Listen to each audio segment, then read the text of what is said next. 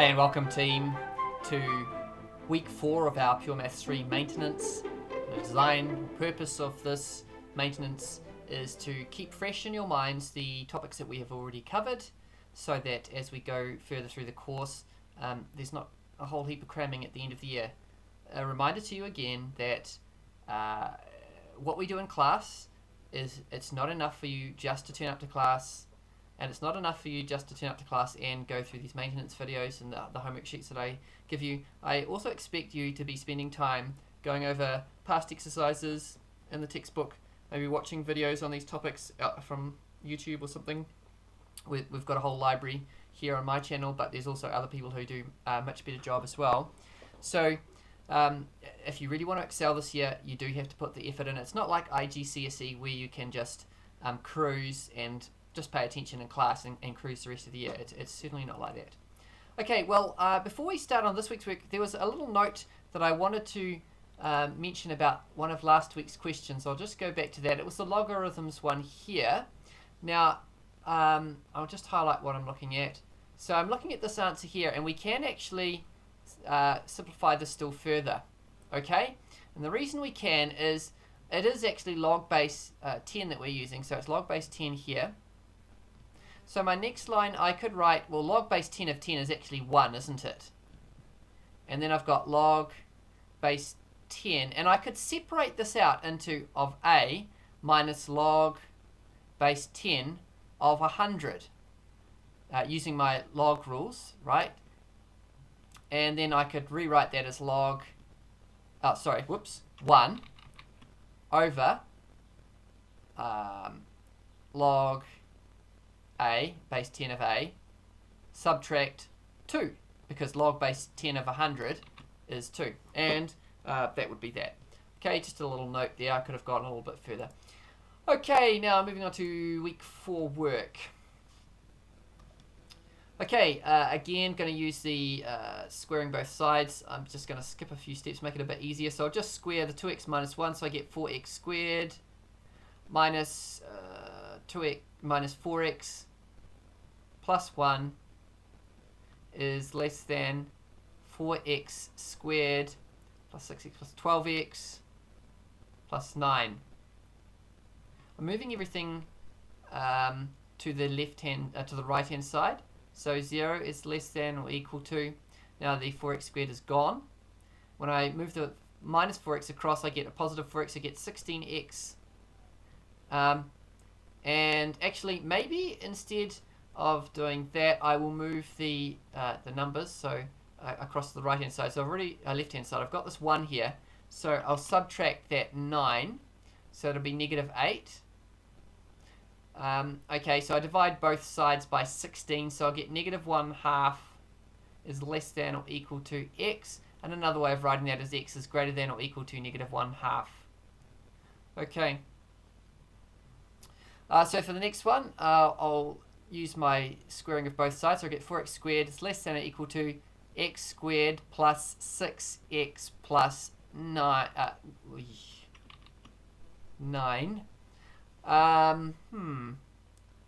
Yeah, bring everything across to the right, left-hand side. So I get 3x squared minus 6x minus 9 is less than or equal to 0. Divide everything by 3. So I get x squared minus 2x minus 3 is less than or equal to 0.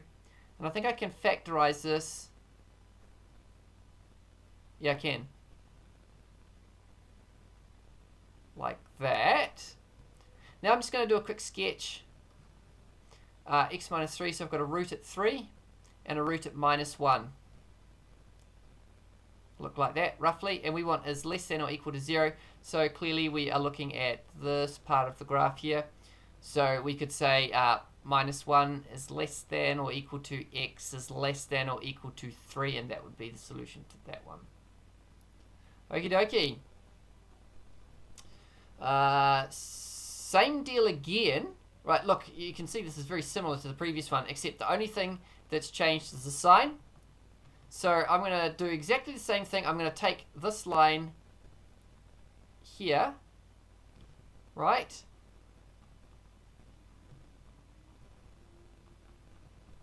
But this time, I'm changing the sign. to that, okay, is greater than 0. And then it would be this part and this part of my graph. So I'm going to say x is less than or equal to minus 1, or x is greater than or equal to 3. Okay. Moving on to the next one. Squaring this, so I should get 4x squared plus 10x plus 20x plus 25 is greater than or equal to, now square that side, the right hand side, x squared minus 2x plus 1. Bring everything across to the left hand side. 3x squared plus 22, is that right? 22x. Oh, that's really unfortunate, isn't it, really? 2 5s are 10. It's 10. Yeah, it is. Oh, that's annoying. Okay, and then bring that 1 across. And we'll get plus 24. Okay, is greater than or equal to 0. Now, can we factorize this? We're trying to make 22. 3 6s are 18. Yeah, and I think it's this. I think we want to go plus 6 here, plus 4 here. Let's check. 18 plus 4 is 22. 6, yeah, okay. So now we do our quick sketch. I'll do it over here. We've got negative 6 here, and another one here at negative 4/3. So, oh, that's pretty badly drawn, but you get the general idea. We want where it's greater than 0, so x is less than or equal to negative 6, or x is greater than or equal to negative 4/3. The next one is just a simple sketching question. Okay, so what I like to do when I'm thinking about these is I'm going to just ignore this bit to start off with. So if I had an x minus 2 modulus, that would mean it'd cross here, and across here at 2, that's 2, and just go like that. Whoops, like that. Okay. However, we've lifted the whole thing up by 1, so it'll now go from there to there, and it'll cross here at 3, and it will never cross the x-axis. So that will be what it looks like. Okay. All right. Now, I've got to show that x equals 2 is the root of that equation. All right, so all I do is I go 2 to the power of 4 minus 5 times 2 squared plus 2 times 2. Now, does that equal 0? Well, that's 16. Take away 20 plus 4 equals 0. Yes, it's a root. Now, I can use the factor theorem to help me find other factors. Okay, yeah, so for the first one, therefore, if 2 is a root, then x minus 2 is a factor. Okay, now there's a couple of ways we can do this. What I tend to do is use my calculator to find some more roots. Okay, so into my calculator, I'm going to use my table mode. For you, it might be mode 3 or mode 7, depending on the model calculator that you've got. I think most of you will probably still have the mode 3s. So I'm going to go x to the power of 4 minus 5x to the power of 2, or x squared, sorry, 5x squared plus 2x. Oh, bother, I've typed it in incorrectly. Plus 2x. Okie dokie. Chuck it in. Start at minus 5, say, and go up to 5 and step up 1 each time. And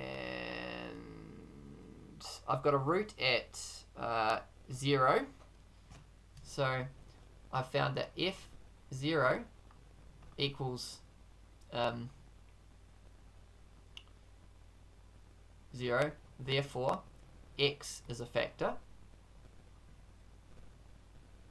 which you can kind of see anyway by just inspecting. We've also got 2, f2, which we've already found. And that's all I've got so far. Okay, so what we can do at this point is we know that x times x minus 2, that goes into this here. Now at this point, you might be thinking, well, what the heck do we do now? Okay, well, I'm going to expand this to x cubed, x squared minus 2x. Okay, and then I'm going to use long division. So here we go. I might need a bit more room. So I'm going to move over here a little bit. Okay, so I've got x squared minus 2x. Was that what I had? Yeah. And I want it to go into x to the power of 4. Now, you see here there's no x cubed, so I'm just going to go x, 0x cubed, okay? Minus 5x squared plus 2x, and there we go. Now, to get x to the power of 4, we're going to multiply by x squared. So we get x to the power of 4 minus 2x to the power of 3. I'm going to take that all away. And we get 2x cubed, right? Minus minus is positive. Bring this down, minus 5x squared. Now we put x squared into that. I need a plus 2x. So I get 2x cubed. 2x times minus 2x. So I'm timesing this by this here, right? Okay. Minus 4x squared. Subtract. So I get minus x squared. And I bring down this 2x plus 2x. And it looks to me like I just need 2 times by minus 1 here. So I'd get minus x squared plus 2x. I take that away, I've got 0 remainder. So this quotient here is the other, is also a factor. So I can write now, not with the highlighter, come on. X into x minus 2 into x squared plus 2x minus 1 is equal to 0. Now, if we just factorize out this quadratic here, this one, we should be good. Can we factorize it out? No, I think that is as far as we can factorize that one, actually. So there we go. Those are, that's fully factorized. Okay, so I'll leave that one there. Okay, now we're going to move. Oh, no, I've got to sketch the curve. So we've got a root at 0 and a root at 2. So a real quick sketch. So this one and a root at 2.